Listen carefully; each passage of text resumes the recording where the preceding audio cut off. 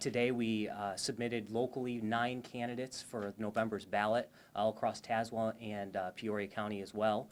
We also filed for 2 state rep candidates. You're going to hear from one today.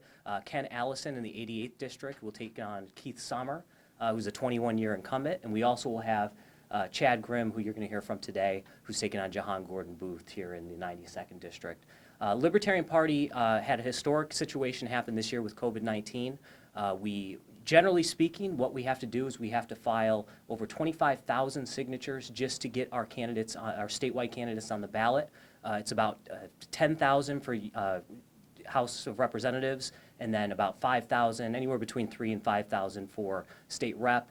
And then even county board can be upwards of 1,000. So Illinois is 49th out of 50 of the most ballot access restrictive states in the country. And so that's going from there, you can understand why there's such a limited chance for third parties to get on the ballot.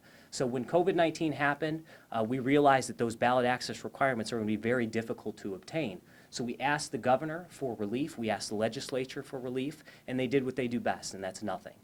So we sued the governor, and we asked him, we told him that this was unfair, this was limiting our voice, and we won. And the court order gave us relief to 10% of the original requirement.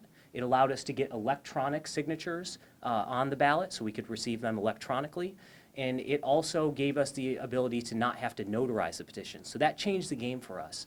And really what we decided at that point is if we weren't going to take the opportunity to do this now, there would never be a better opportunity. So this is absolutely historic. This is a huge chance for us to take to really take on the status quo and the Democrats and Republicans. And I couldn't be more proud of the people that stood up. We are liberty. We are everything that is what most people are in this community. You know, most people are not left, they're not right, they're somewhere in the middle, and that's the libertarians. We're fiscal conservatives, and we believe in individual liberty to the maximum extent. So today, I have a good friend here with me. He is a champion for liberty. He's run for governor. He ran for governor in 2014. He also has run for U.S. Congress against Jahan Gordon Booth, who actually sent her lawyers to get him knocked off of the ballot. She'll probably do that again because they don't want competition, because they're scared, and I understand that they should be because we offer real choice on the ballot. But I am so proud of him. He's a great man. He is one of my best friends in the world, and I can't wait to just get behind him, and I can't wait to introduce the 92nd District to the next 92nd District State Representative Chad Grimm. Donnie, thank you. Wow. All right. So we talked a little bit about ballot access. That's good. That's good. That's one of the reasons why we're here. It's filing day. So we all did the trip down to Springfield, and that was great. This specific, I guess I'll just start from the beginning, probably back in February. You know, if somebody would have came to me in February and said, Chad, are you going to be running for office this year? I would have said no. It was nowhere on my radar. But at a certain point, when you see the state of your state decline and when you see very weak leadership, at somewhere as a citizen, you're obligated to get up and help, you know, in any way that you can. And this is a state legislator race, and it's very important. That being said, I'm going to have a lot of ideas I'm going to bring to the table. But we need to make sure that this liberty movement spreads across the entire state, because at the end of the day, we're all at the state legislator level. There's so many of us. We're a leg on a millipede, you know. So it's going to take a lot of working together to get certain things done. In 2012, one of the things that drew me to this race is in 2012, I attempted to run. Some say ran, some say attempted. I don't know what the verbiage should be, but. Attempted to run against this same incumbent, Jahan Gordon Booth, and she threw me from a ballot. She also went as far as to put plants inside my campaign so that we could be thrown off of the ballot. She hasn't had competition in 10 years. Since 2010, she has not had any opposition on the ballot. That's problematic for a couple of reasons. One of them, she was elected, if I'm not mistaken, in 2008, which puts her at 12 years. And I also am a supporter of term limits, and I think 12 years is enough anyway. So we did everything in our power this time. We have the signatures. They are valid. We will be on the ballot, and we will win in November. And a couple of the things that I'd like to address, I'm not going to give my whole platform here. You can go to Grimm for State Rep on Facebook, and we're in the process of launching a website as well. But for now, it's Grimm for State Rep on Facebook, and you can see a list of all my platforms. But one thing that I think needs to be addressed is we need to ensure, and I kind of believe that this already exists, but we're not doing anything about it. We need to ensure that the language is clear in the terms of what a governor or an executive of any level can do in regard to an order. It appears to be pretty clear, 30 days, right? And if we want to extend it, then you have to go back to the legislature and you got to call a vote, and it needs to go through the proper channels in order to make it a law. Okay, well, here we are now. That 30 days was up way more than 30 days ago, and we're still seem to be under some type of a lockdown. What I want to be clear on is I do intend to win in November, but I will start now and say that if people reach out to my campaign, if we decide to go backwards in this lockdown, I am about 95% sure that I have secured a local law office, a law office that will help businesses out pro bono to make sure that they understand that the language is there is no shutdown. There is no shutdown, there is no order.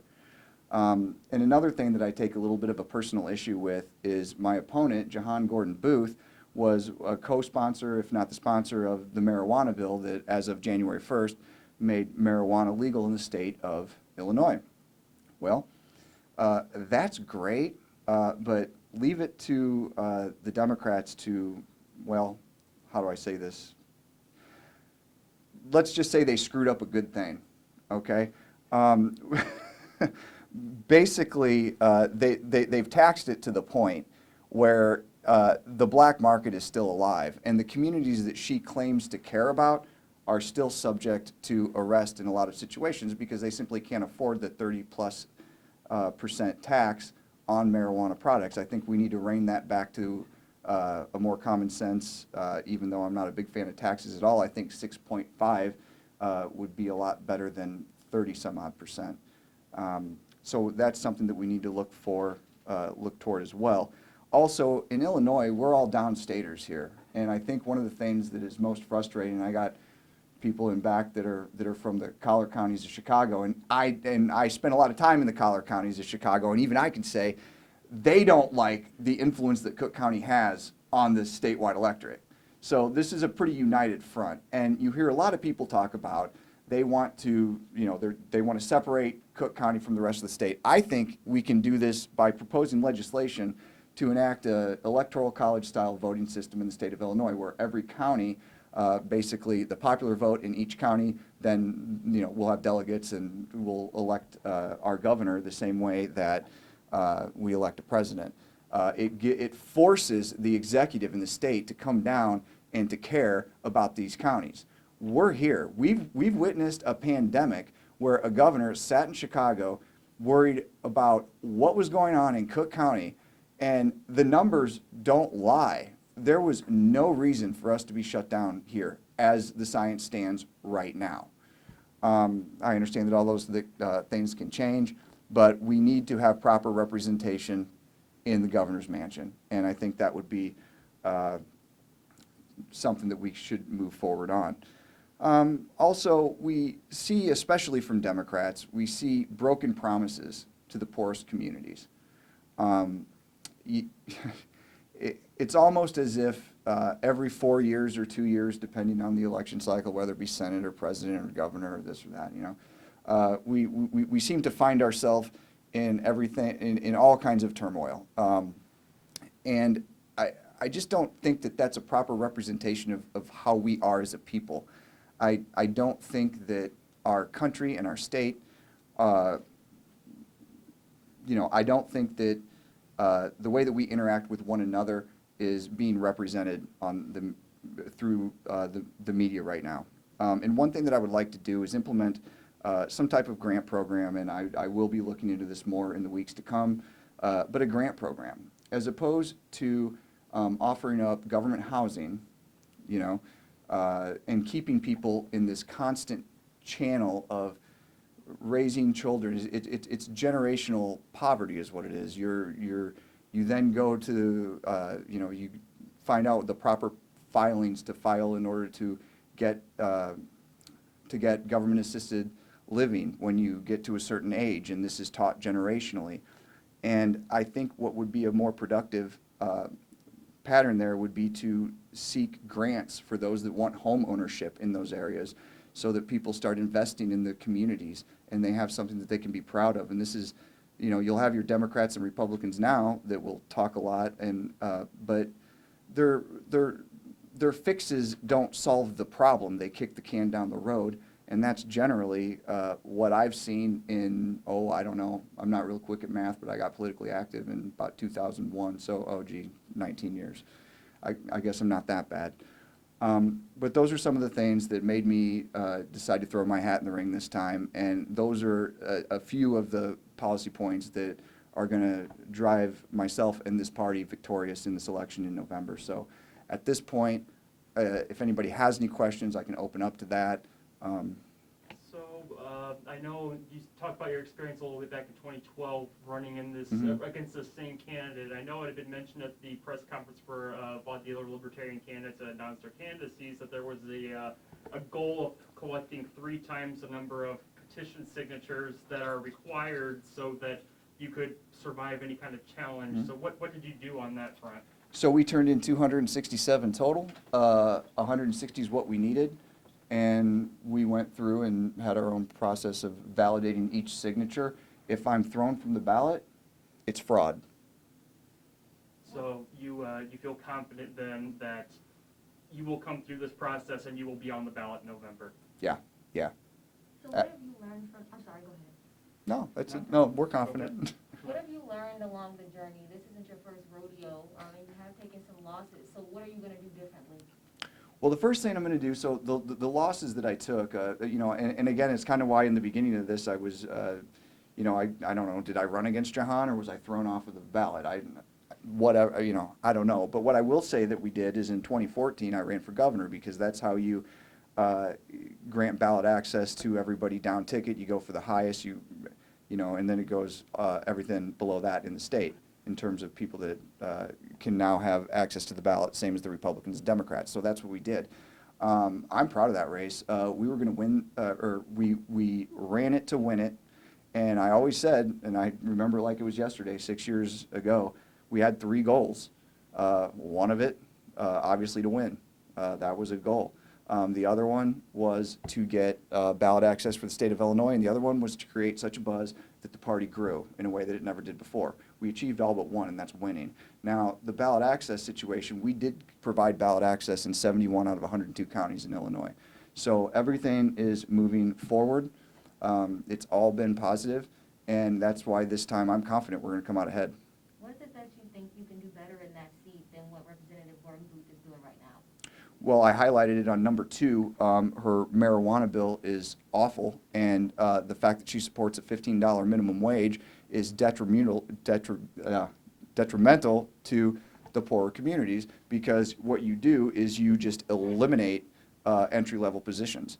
They don't exist. Plus, if anybody understands economics in just the slightest, you're not granting more buying power. Somebody might feel that they have more money from, you know, for a certain period of time, an artificial short period of time.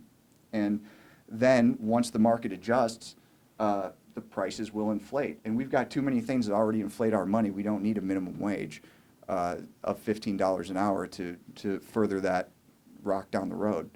And that's an extraordinarily unbusiness-friendly practice.